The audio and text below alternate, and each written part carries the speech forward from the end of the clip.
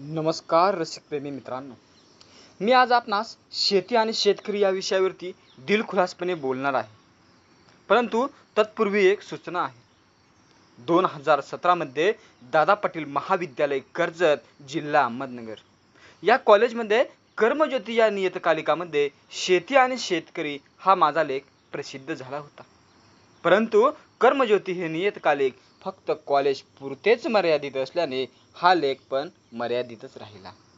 तर त्याची उणीव भरून काढण्यासाठी मी शेती आणि शेतकरी या लेखाचे म्हणजेच माझ्या मनातील अंतरंगांचे वाचन माझ्याच आवाजामध्ये करत आहे. या लेखाचे आत्ता वाचन करताना पाहिजे त्या ठिकाणी काही बदल करण्यात आलेले आहेत याची सर्वांनी नोंद घ्यावी. शेती आणि शेतकरी. सकाळी सकाळी गरिबांच्या घरातील टीव्हीवरती म्हणजे रेडिओवरती 7:25 अवघ्या 10 ते 15 मिनिटांचा दिलखुलास हा कार्यक्रम मी ऐकला. आणि कार्यक्रमामध्ये ज्या पाहुण्यांना आमंत्रित केलं होतं त्या पाहुण्यांचा विषय होता सततच्या शेतकरी आत्महत्या व त्यांची कारणे आणि उपाययोजना. हा कार्यक्रम संपला आणि मी कॉलेजमध्ये गेलो. सकाळी रेडिओवरील दिलखुलास या कार्यक्रमामध्ये ऐकलेला विषय सतत डोक्यामध्ये घुमत होता व शेती आणि शेतकरी यांना वाचवण्यासाठी काय करावे याचा शोध चालू होता. तेव्हा माझ्या मनातील अंतरंगांच्या लहरी शब्दबद्ध करून शेती आणि शेतकरी यांना वाचवण्यासाठी देशातील जनतेशी दिलखुलास साधावा असं वाटत होतं. पण हा दिलखुलास कसा साधावा हाच सर्वात मोठा प्रश्न मला पडलेला होता. त्याच दिवशी कॉलेजमध्ये नोटीस लागली होती की कर्मज्योती या वार्षिक नियतकालिकासाठी इच्छुक विद्यार्थ्यांनी आपापले स्वलिखित लेख, चारोळ्या आणि कथा आपापल्या विभागामध्ये जमा करावे अशी सूचना नोटीस बोर्डवरती लागली व ती मी वाचली. माझ्या मनामध्ये आलं की देशातील जनतेशी दिलखुलासपणे संवाद साधण्यासाठी आपल्याला असं एक साधन हवं आहे की जे कधीच गंजणार नाही आणि ज्याला तलवारीच्या पात्याची धार असेल. असं साधन शोधत होतो आणि शेवटी ते साधन सापडलं ते म्हणजे लेखणी होय. आणि तो योगायोग आता आला आहे असं मला वाटलं. म्हणून मला देशातील जनतेशी आज दिलखुलासपणे मनातील अंतरंगांनी बोलायचं आहे. आणि ही संधी दादा पाटील महाविद्यालय कर्जत, जिल्हा अहमदनगर या आमच्या कॉलेजने उपलब्ध करून दिल्याबद्दल त्यांचे मनपूर्वक आभार. असो, आता वेळ आली आहे ती देशातील जनतेशी दिलखुलासपणे बोलण्याची. मी पहिल्यांदा या ठिकाणी संत तुकाराम महाराज यांच्या 2 ओव्या सांगू इच्छितो. लहानपण देगा देवा, मुंगी खाई साखरेचा रवा, ऐरावत रत्न हा थोर, त्यासी अंकुशाचा मार. म्हणजे या ठिकाणी संत तुकाराम महाराज म्हणतात की मुंगी ही लहान असूनही तिला साखरेचा रवा खायला मिळतो, तर हत्ती हा सर्वात मोठा प्राणी असूनही परिणामी त्याला अंकुशाचा मार खावाच लागतो.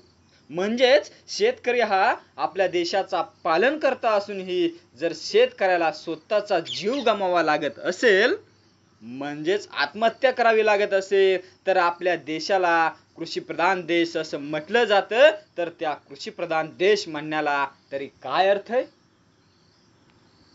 आपल्याकडे विकास म्हटलं की केवळ आर्थिक संपन्नता, दळणवळणाची आधुनिक साधने, बाजारपेठा व रुंद रस्ते असे संबोधले जाते.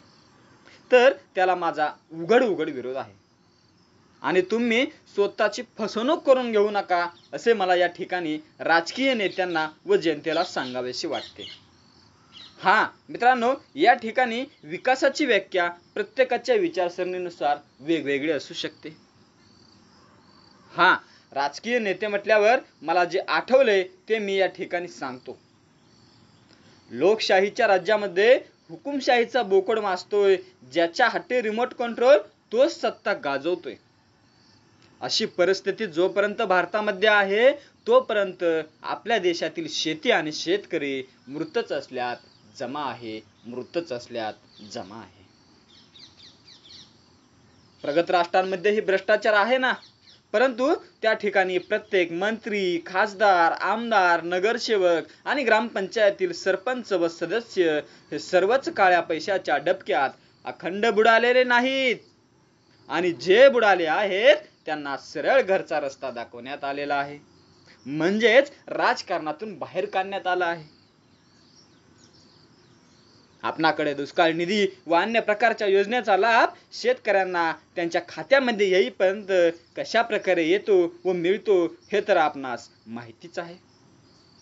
हा, काही व्यापारी वर्ग म्हणतात की शेतकरी दोन्ही दगडीवर पाय ठेवतो, परंतु मोठ्या दगडावरती पाय ठेवायचा असेल तर अगोदर लहान दगडावर पाय ठेवावाच लागतो ना.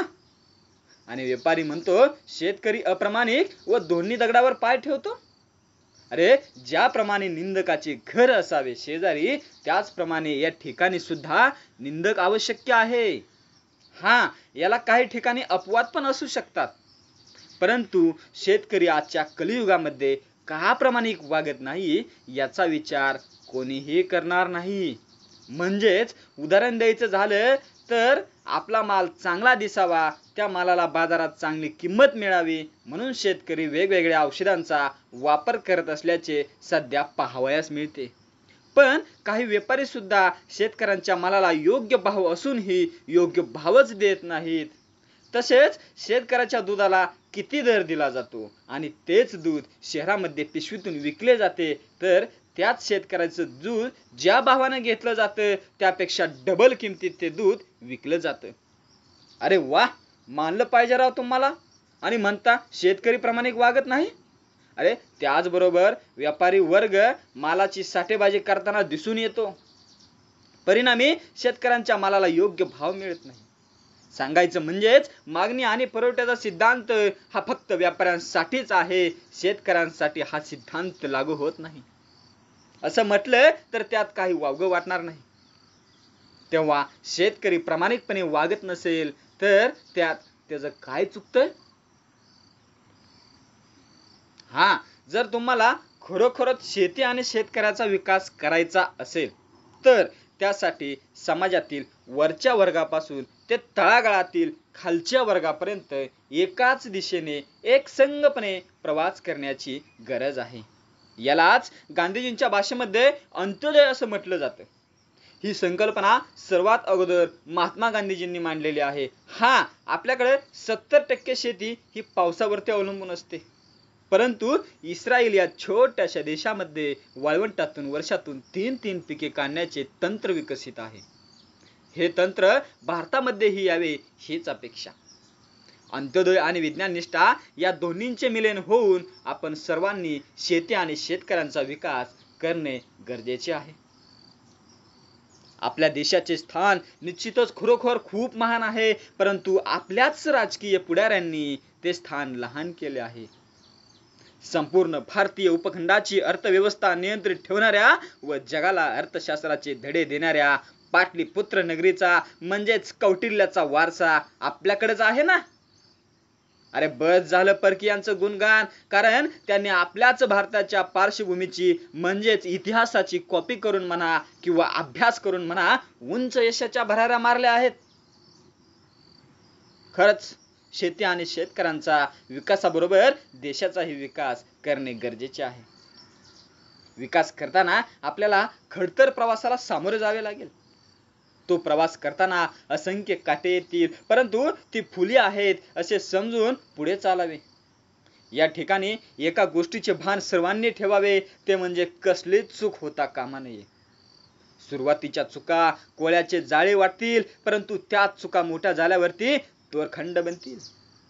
या ठिकाणी शेतकऱ्यांनाही थोड्याफार काही गोष्टींचे पालन करावे लागेल. म्हणजेच अलीकडे पाणी अडवा पाणी जिरवा ही सरकारने राबवलेली योजना अंमलात आणावी व सरकारला नदीजोड प्रकल्प ही पूर्ण करण्यासाठी मदत करावी आणि सरकारनेही ती योजना लवकरात लवकर अंमलात आणावी आणि पर्यावरणाचा कसल्याही प्रकारे ऱ्हास होणार नाही याची सर्वांनीच दक्षता घ्यावी लागेल. त्याचबरोबर शेतीच्या बांधावरून म्हणा किंवा शेतीच्या कारणावरून म्हणा शेतकऱ्याने स्वतःच्याच रक्ताच्या नात्याचा बळी घेता कामा नये. शेवटी मेल्यानंतर सर्व संपत्ती इथेच सोडून जायची आहे, याची मात्र प्रत्येक शेतकरी बंधूंनी काळजी घेतली पाहिजे. श्री छत्रपती शिवाजी महाराज यांच्या काळातील योग्य तंत्रपद्धतीचा वापर करणे गरजेचे आहे आणि त्यांच्या काळामध्ये एकाही शेतकऱ्याने आत्महत्या केल्याचे पाहावयास मिळत नाही, कारण त्यावेळी शिवशासन होते. शेवटी एवढंच सांगावंसं वाटतंय की ज्या देशामध्ये छत्रपती शिवाजी महाराज होऊन गेले त्या देशामध्ये शेती आणि शेतकरीच नव्हे तर कोणत्याही विषयावरती बोलण्याची वेळच येऊ नये, एवढीच अपेक्षा. जर ती वेळ येत असेल तर ते आपले खरोखरच एक दुर्भाग्य आहे असे समजा. जीवनामध्ये एवढ्याही चुका करू नका की ज्याप्रमाणे पेन्सिलच्या अगोदर रबर संपेल आणि त्या रबराचा एवढाही वापर करू नका की पेन्सिलच्या अगोदर रबरच संपून जाईल. आणि हा आपला दिलखुलास. देणाऱ्याने देत जावे, घेणाऱ्याने घेत जावे, घेता घेता एक दिवस देणाऱ्याचे हात घ्यावे. याप्रमाणे मिळणारे ज्ञान हे युगांतर प्रमाणे म्हणजेच एका पिढीकडून दुसऱ्या पिढीकडे जावे व जाताना वडाच्या पारंबीसारखे वाढत जावे. रसिक प्रेमी मित्रांनो, या ठिकाणी एक गोष्ट प्रामाणिकपणे मी नमूद करू इच्छितो की लेखक संदीप वासलेकर यांना जागतिक दर्जाचे विश्लेषक म्हणून त्यांना ओळखलं जातं. त्यांच्या एका दिशेचा शोध हे पुस्तक शेती आणि शेतकरी हा लेख लिहिण्यापूर्वी अंदाजे 6 ते 7 महिने अगोदर मी वाचलं होतं. त्याचा प्रभाव या ठिकाणी पडलेला आपणास पाहावयास मिळेल. मित्रांनो, या ठिकाणी माझ्या मनातील अंतरंगाने आपल्याशी साधलेला दिलखुलास या ठिकाणी समाप्त होत आहे. जर भविष्यात कोणत्या विषयावर दिलखुलास करायची गरज भासली तर नक्कीच पुन्हा आपणाशी दिलखुलास करण्यात येईल. मित्रांनो, जर आपल्याला हा दिलखुलास आवडला असेल तर आपल्याला नक्कीच अभिप्राय देऊन दिलखुलास पुढे पाठवताल अशी मी अपेक्षा करतो. लेखक अजित ईश्वर काळे, करमाळकर.